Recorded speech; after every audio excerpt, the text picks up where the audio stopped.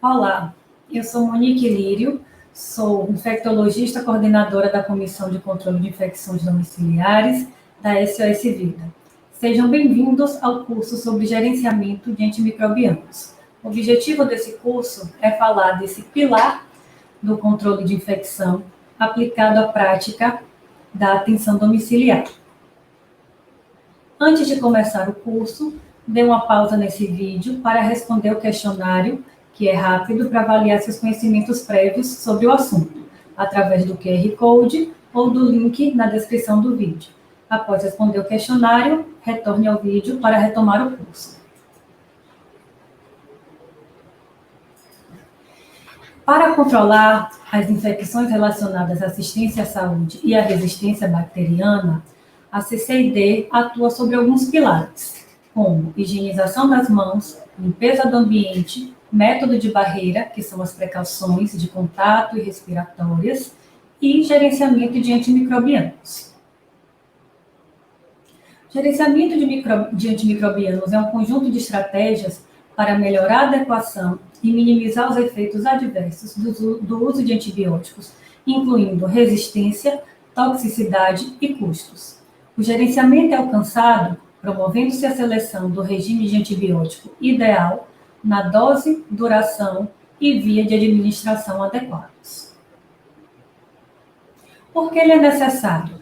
Então, vários trabalhos na literatura mostram que muitas vezes essa terapia antimicrobiana ela não é necessária ou não é adequada, e os principais fatores relacionados são duração da terapia mais longa por maior tempo do que o indicado, tratamento de síndromes não causadas por bactérias, de síndromes infecciosas não bacterianas, como as infecções de vias aéreas superiores virais, tratamento de colonização ou contaminação, que é tratar um resultado de cultura positiva, como, por exemplo, uma cultura de urina ou de secreção traqueal, na ausência de sintomas, e redundância, que é quando o paciente acaba ali tendo o uso de 2 ou mais antimicrobianos com espectro semelhante para a cobertura de mesmos germes.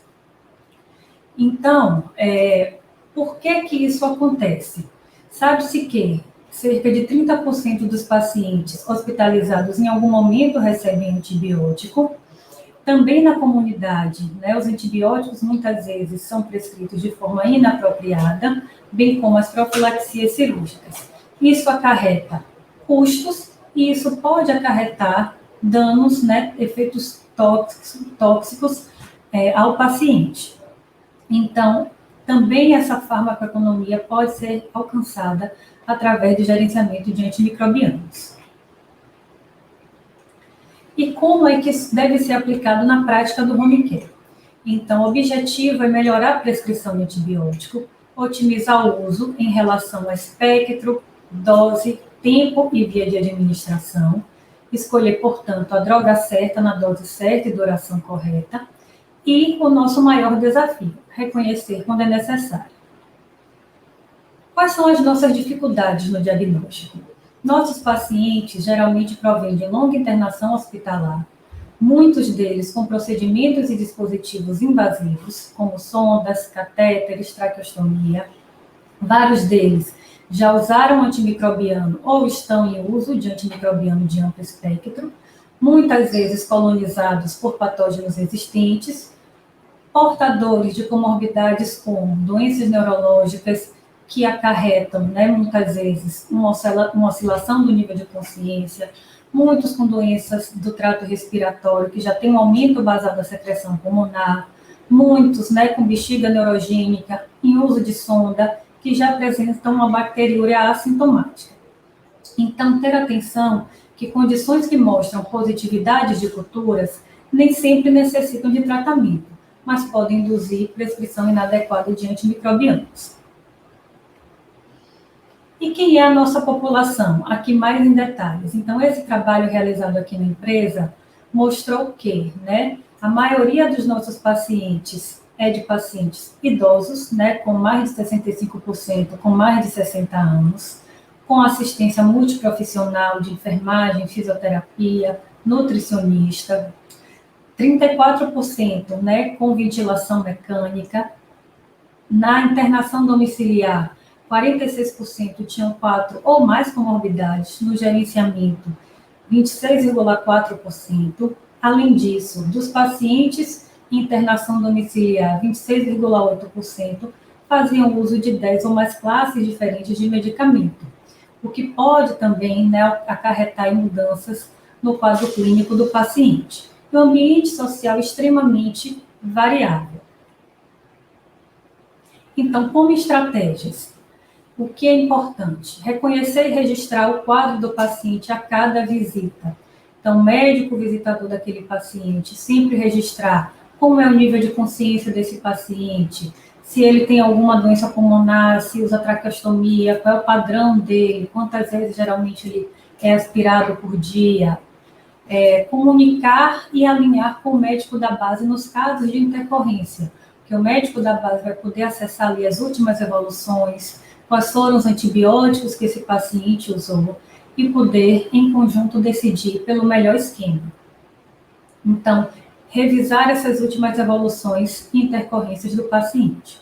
Utilizar critérios diagnósticos precisos, não interpretar apenas um sinal ou sintoma isolado para diagnóstico de infecção.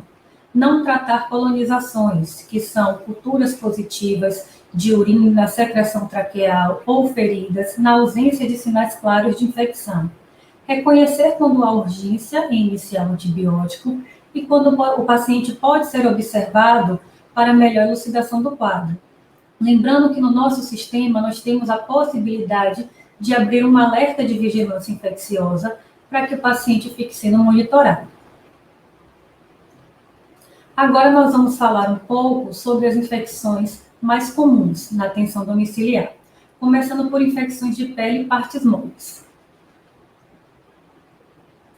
Então, as infecções de pele e partes moles, elas podem ser superficiais ou profundas.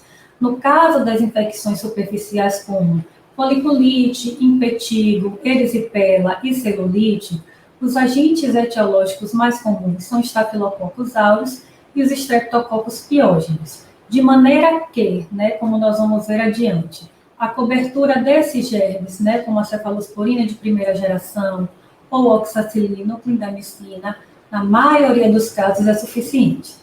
Diferente, né, das infecções profundas, complicadas, como faceite necrotizante, mionecrose, gangrena, as osteomielites, né, os pés diabéticos, em que, né, nesses casos aqui de faceite, né, e necrose, eles requerem internamento para tratamento cirúrgico antibiótico venoso e coleta de culturas. Nas celulites, erisipelas, na maioria dos casos, o tratamento empírico ele é eficaz. Como critérios diagnósticos. Então, nós utilizamos os critérios da PIC, que é o Serviço de Vigilância em Home Care do CDC, e os critérios que eles definem são: deve-se encontrar pelo menos um dos seguintes: drenagem purulenta pela ferida, ou partes moles, ou 4 ou mais dos seguintes 6 sinais ou sintomas. Então, febre ou piora do status mental ou funcional, dor ou sensibilidade aumentada no sítio afetado, edema localizado no sítio afetado, hiperemia ou calor no sítio, ou drenagem serosa. No caso, né, de celulite ou de erisipela, o diagnóstico é essencialmente clínico. Exames complementares apenas em casos graves, que não vai ser aquele perfil de paciente que a gente costuma tratar no home care. Então, seria um hemograma, VHS e PCR. Exame de imagem está indicado se houver refratariedade, que aí eu vou pensar na possibilidade de ter uma coleção. Então, como nós comentamos, nesses casos, né, geralmente o tratamento com cefalosporinas de primeira geração, clindamicina ou oxacilina é suficiente. No caso das feridas crônicas, que é aquela que geralmente já tem ali mais de 4 semanas de evolução, ela começa a formar biofilme. E isso daí, né, vai gerar um processo que requer muitas vezes um controle desse foco infeccioso. Então, a gente precisa, nesses casos, individualizar, avaliar a gravidade dessa infecção. Então, na maioria dos casos aqui, vamos precisar de cultura para avaliar o esquema de antibiótico, ou escolher empiricamente se tiver algum sinal de gravidade. Então, aqui baseado, no uso prévio de antibióticos, se tem alguma cultura anterior. E na ausência de resposta, ou a depender da gravidade dessa ferida, avaliar controle de foco, como abscessos profundos e osteomielite. Esse é o caso, das úlceras por pressão, com presença de necrose, secreção, lesões profundas, lesões com exposição de osso ou tendão. Então, nesses casos aqui, muitas vezes, na maioria das vezes, a gente vai precisar de um controle de foco. Se o paciente estiver estável, nós podemos esperar investigar um abscesso, uma osteomielite, a coleta de um fragmento profundo de ferida, ou no caso das osteomielites, de um fragmento ósseo, para a gente guiar a terapia. Atentar que o exame microbiológico deve ser realizado somente em feridas clinicamente definidas como infectadas. Existem feridas crônicas de difícil cicatrização, porém sem sinal de infecção, sem necrose, sem secreção purulenta, e essas feridas, elas perdem a pele perde ali a barreira de integridade, elas podem estar colonizadas. Então, a gente não indica fazer suave de ferida. Se necessário, se sinal de infecção, deve-se realizar limpeza com soro fisiológico ou desbridamento quando indicado, fazer a curetagem de material do fundo da úlcera, colocar em recipiente estéril com solução salina e enviar para a cultura. Em lesões com suspeitas de osteomielite, deve-se realizar exame de imagem, geralmente ressonância ou cintilografia, e coleta de pequenos fragmentos ósseos para cultura e anatomia patológica. Se houver coleção, deve-se aspirar com agulha e enviar o material na mesma seringa ou em recipiente estéril sem ar e fechado. E aqui chamando mais atenção uma vez que os suaves devem ser definitivamente evitados, devido à maior possibilidade de coleta de micro-organismos colonizantes que podem confundir a interpretação etiológica. Falando agora de infecções do trato urinário.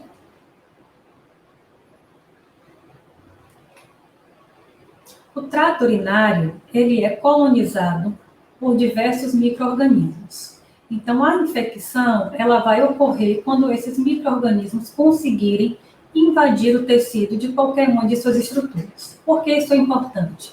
Porque, especialmente nos tratos urinários com distúrbios anatômicos ou funcionais, a coleta de cultura, ela pode vir positiva pelo fato do trato ser colonizado, na ausência de infecção. Então, ter atenção à presença de sinais e sintomas. As infecções urinárias, elas podem ser classificadas em alta ou baixa, complicada ou não complicada, e quanto à origem em comunitária ou hospitalar, ou infecção relacionada à assistência à saúde. As infecções baixas, que são as cistites, geralmente o paciente cursa com disúria, dor suprapúbica, polaciúria e urgência miccional.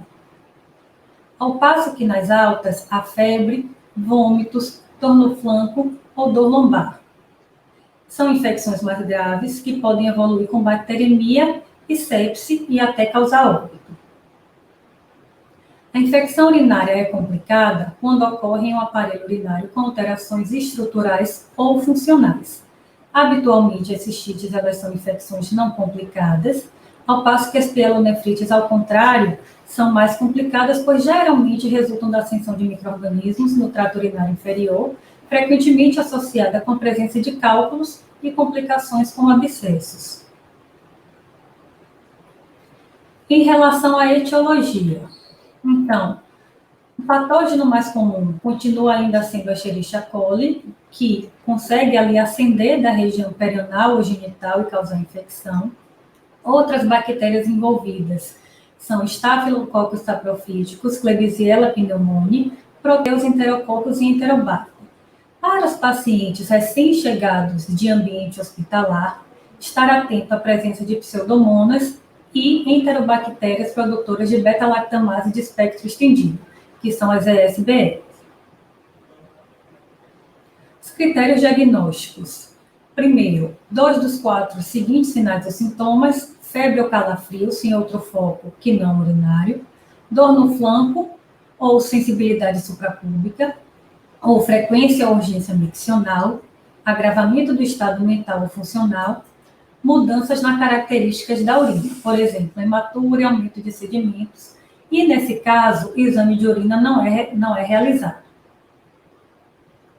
Ou um dos seguintes sinais ou sintomas: febre ou calafrio, dor no flanco ou sensibilidade suprapúbica, e, no caso, é realizado, um exame como o sumário de urina, que identifica, aumento de leucócitos ou bactérias ou esterase leucocitária positiva, ou a cultura de urina, identificando o germe. Os exames complementares. Então, o sumário de urina, ele vai ser um exame que vai ajudar a identificar presença de piúria, hematúria, bacteriúria e presença de nitrito. A urocultura com antibiograma, ela será indicada principalmente na falha terapêutica ou nas ITUs complicadas. As hemoculturas são indicadas para as infecções urinárias altas. E os exames de imagem são importantes para o diagnóstico de complicação e alterações estruturais e investigação de refratariedade à terapia inicial. Então, não são indicados para todos os pacientes. Bacteriúria assintomática. Ela é definida como isolamento de uma contagem específica de espécimes bacterianos, geralmente maior que 100 mil unidades formadoras de colônia, em um indivíduo sem sinais ou sintomas de infecção. Ela pode ocorrer na gestante, pois alterações anatômicas e fisiológicas nesse período, e com isso ela tem maior probabilidade de pielonefrite. Portanto, na gestante, a terapêutica ela é indicada. E naqueles pacientes que vão realizar procedimentos urológicos, avaliar se ele tem risco de lesão de mucosa ou sangramento. Se houver risco, não tratar. Nos demais casos, seja o paciente idoso, ou criança, ou diabético, se não houver sinais de infecção, não se deve tratar a bacteriúria. Para o tratamento das infecções urinárias. Então, para os casos de TU não complicada, as opções podem ser cefuroxima ou norfloxacino, tendo atenção ao uso de quinolonas em pacientes idosos ou com risco convulsivo ou com doenças cardiovasculares. Nesse caso, as quinolonas não são a primeira opção. Macrodantina e fosfolicina são opções terapêuticas para ITUs não complicadas, mas observar que a maioria dos nossos pacientes não terá perfil para essas opções. Porque são pacientes, em geral, que já tem alguma alteração ali funcional, já tem uma bexiga neurogênica, ou diabetes, ou alguma doença de base que leva a imunossupressão. Então, essas drogas acabam não entrando muito aí para a nossa prática. Para os casos de TU complicada, então pode-se usar cefuroxima ou ceftriaxone ou a quinolona, no caso ciprofloxacino, mas com as mesmas atenções e ressalvas, que a gente comentou nas ITUs não complicadas em relação ao uso das quinolonas. Nos casos dos pacientes que usaram antibiótico recentemente, seja ácido ceftriaxone ou cipro, as opções seriam cefepime, ou, se ele usou cefepime ou ceftriaxone recentemente, tazocin, ou ainda o carbapenem. Nos casos dos pacientes, que já vieram em uso aí recente de antibiótico de amplo espectro, como o caso como mesmo o próprio tazocin, que é a piperacilina tazobactam, nos últimos 30 dias, ou que já tem aí uma colonização recente por um germe produtor de SBL. Bacteriúria assintomática e sonda vesical de demora. Então, essa é uma associação bastante importante e comum. A maioria desses pacientes vai ficar colonizado depois de um tempo. 10% já são portadores prévios, e aí mais de 10 a 20% vão desenvolver bacteriúria nos primeiros 7 dias do uso da sonda. Esse risco ele vai aumentando em torno de 5% a cada dia, de maneira que após ali 10 a 14 dias de sonda, metade ou mais desses pacientes já tem colonização. E lembrar que a remoção precoce é o que previne até 40% das infecções. Então, sempre se perguntar se o seu paciente ainda tem indicação de uso daquela sonda. Não colher urocultura sem sinais de infecção e não tratar a bacteriúria na ausência de sintomas. Nos casos, que isso é relativamente comum, piúria, odor forte e grumos na urina. Cuidado, não são sinônimos de infecção. Precisamos avaliar outros fatores. Primeiro, o estágio de hidratação desse paciente. Quanto mais desidratado, mais a urina fica concentrada, com odor, com grumos. E, além disso, avaliar a presença de uretrite, se tem algum alimento ou medicamento que possa alterar também as características da urina. Se tem uma vaginose, uma fístula, então pode ser uma série de coisas, nem sempre é infecção. Em relação à infecção de vias aéreas, que é a mais comum na realidade aqui da atenção domiciliar. Serão divididas aqui para fins didáticos em rinocinusite, traqueobronquite e pneumonia. A rinocinusite é uma inflamação da mucosa nasal e dos seios paranasais. O diagnóstico é essencialmente clínico. Ela é causada, na maioria dos casos, por vírus, rinovírus, influenza e parainfluenza. Ela só é bacteriana em cerca de 0,5% a 2% dos casos de sinusite aguda. E nesses casos, os patógenos mais comuns são Streptococcus pneumoniae, Haemophilus influenza e Moraxella catarrhalis. Sendo as opções terapêuticas amoxicilina com clavulanato, um macrolídeo ou uma cefuroxima. Nesses casos, não há por que ampliar espectro para a cobertura de pseudomonas e nem de uso de quinolones. A traqueobronquite é um quadro autolimitado de inflamação das grandes vias aéreas que pode se estender até brônquios terciários. O sintoma principal é tosse, com duração usual de 5 dias a 1 semana, mas que pode durar até 3 semanas. O diagnóstico se baseia também nos critérios clínicos, presença de tosse, sobretudo com expectoração, mas sem evidência na ausculta ou evidência radiológica de pneumonia. Também é viral, na maioria dos casos. Então, é um diagnóstico essencialmente clínico, na ausência de sintomas sistêmicos. As opções terapêuticas são as mesmas da rinocinusite, então, amoxicilina com clavulanato, macrolídeo e cefuroxima. A pneumonia, sim, é um processo mais grave, é um processo agudo, inflamatório, que acomete espaços aéreos causados, pode ser por uma infecção viral, bacteriana ou em pacientes imunossuprimidos fungos. A mortalidade é muito variável, então, em pacientes ambulatoriais, menos de 1%, para cerca de 12% nos casos que precisam de internação, e pode chegar a 40% nos casos que necessitam de UTI. Os agentes etiológicos mais comuns. Isso também vai variar de acordo com a origem do paciente. Então, para pacientes ditos, de comunidade, no caso da atenção domiciliar, a gente vai interpretar como paciente de comunidade aquele paciente que já está no domicílio, geralmente ali há mais de 30 a 60 dias. Então, nesses casos, os patógenos mais comuns são Streptococcus pneumoniae, micoplasma, vírus respiratórios, legionela e hemófilos.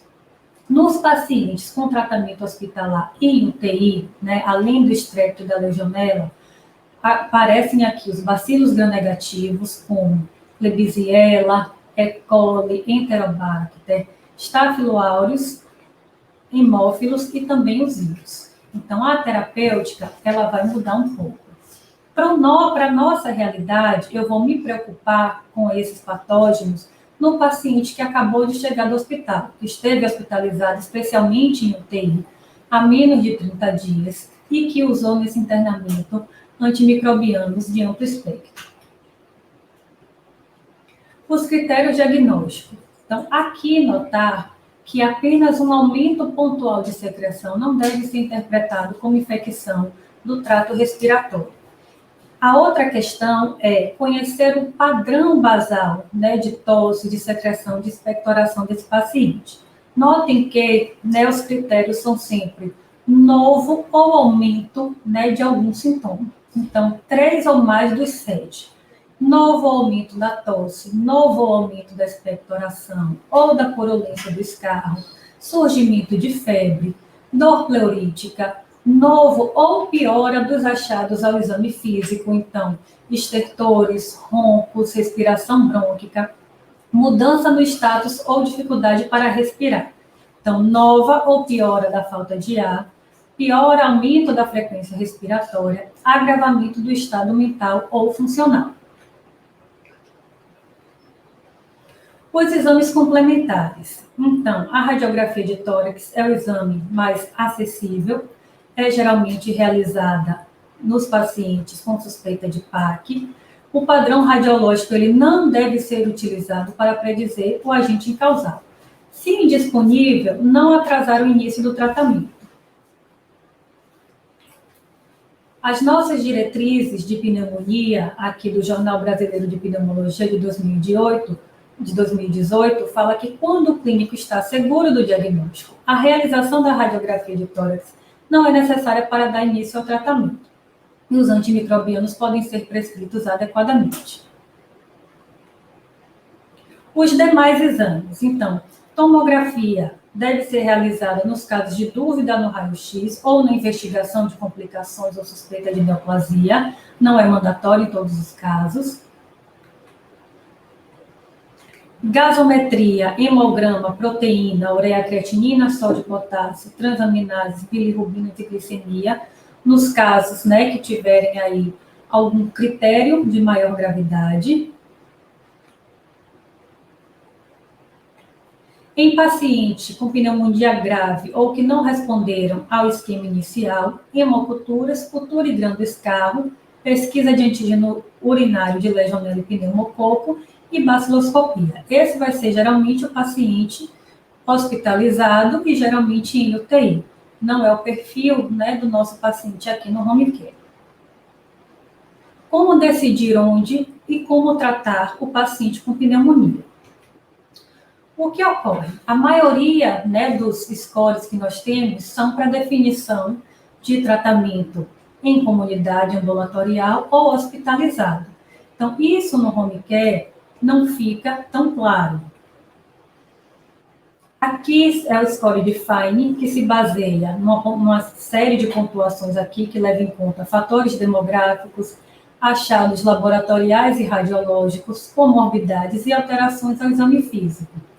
E isso indica aqui, né, o risco de mortalidade e onde o paciente deve ser tratado. Então, aqui, em muitos casos, a gente pode tratar no home care, atentar para aqueles casos, né, que tiverem sinais de deterioração clínica, sinais de insuficiência respiratória, que esses casos aí são os casos, né, que teriam indicação aí de tratamento em hospital. O outro score, né, é mais simples, que é o CURB-65, leva em consideração confusão mental, ureia, frequência respiratória, pressão arterial e idade. Por que é difícil aplicar esse score para a nossa população? Como a gente viu, a maior parte dos nossos pacientes já tem uma idade aí acima de 60 a 65 anos. O estado, né, de confusão mental, como muitos já têm doença neurológica basal, às vezes também é um fator confundidor. Então, a ureia nem sempre a gente tem disponível. Aqui atentar que os nossos principais parâmetros, né, para definição da condição da gente tratar esse paciente no domicílio serão frequência respiratória e pressão arterial. Aqui são critérios de admissão em UTI, então, critérios maiores, choque séptico ou necessidade de ventilação mecânica. Critérios menores, então, seriam frequência respiratória maior do que 30, relação menor que 250, infiltrados multilobares, confusão mental, ureia maior que 50 ou PA menor do que 90. Então, aqui também a gente tem algumas dificuldades. Por quê? Porque a gente não vai ter acesso à gasometria de maneira rápida, nem à radiografia. Então, a avaliação clínica criteriosa, ela é fundamental. Em relação ao tratamento, Então, observar se esse é um paciente que esteve internado recentemente, se passou por UTI, especialmente aí nos últimos 30 dias, ou se é um paciente que já vinha em uso de antimicrobiano. Se a resposta for não, para uma pneumonia que não seja broncoaspirativa, podemos usar amoxicilina com clavulato ou cefuroxima associada a um macrolídeo, se tiver suspeita de atípico, ou uma quinolona respiratória, levofloxacina ou moxifloxacina, com as mesmas ressalvas que a gente comentou lá em TU em relação a pacientes idosos, com risco de convulsão ou com doenças cardiovasculares. E nesses casos, a quinolona não é a primeira opção. Nos casos de pneumonia broncoaspirativa, pode ser utilizada amoxicilina com sulbactam ou amoxicilina com clavulato ou ceftriaxone com clinda. Nos pacientes que tiveram internamento recente, ou uso de antibiótico nos últimos 30 dias, pode ser utilizado, nos casos de pneumonia, cefepime ou piperacilina tazobactam, ou para aqueles pacientes que já estavam em uso da piperacilina tazobactam, aí sim seria o carbapenêmico, o meropenem.